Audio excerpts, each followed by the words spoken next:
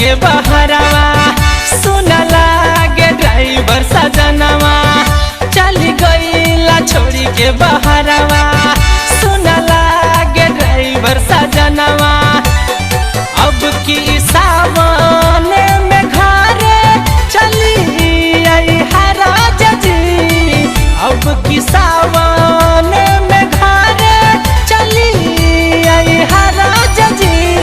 जाइब देव घर नगरिया घरे आई हराज जी, जाइब भोला के दुआरिया घरे आई हराज जी।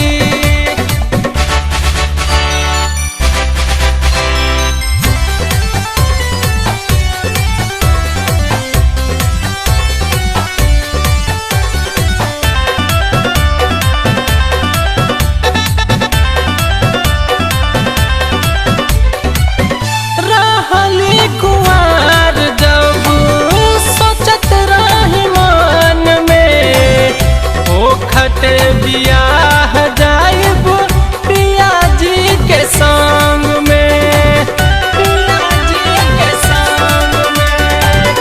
रहली कुंवर जब सोचत रही मन में ओखत बियाह जाइब पिया जी के संग में।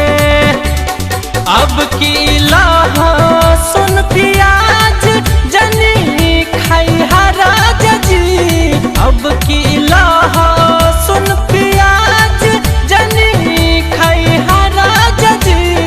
जाइब भोला के दुआरिया घरे आई हराज जी, जाइब देव घर नगरिया घरे आई हराज जी।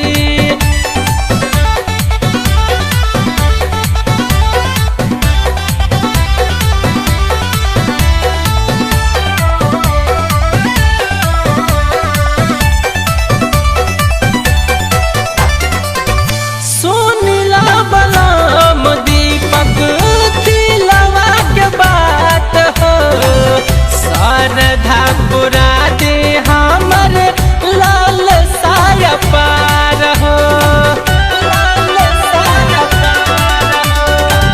सुनिला बलम दीपक दिलवा के बात हो, श्रद्धा पुरा दे हमर लाल साया पार हो।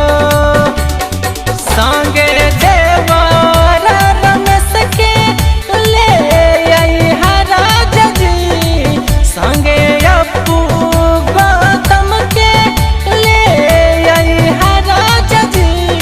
जाइब देव घर नगरिया घरे आई हराज जी, जाइब भोला के दुआरिया घरे आई हराज जी।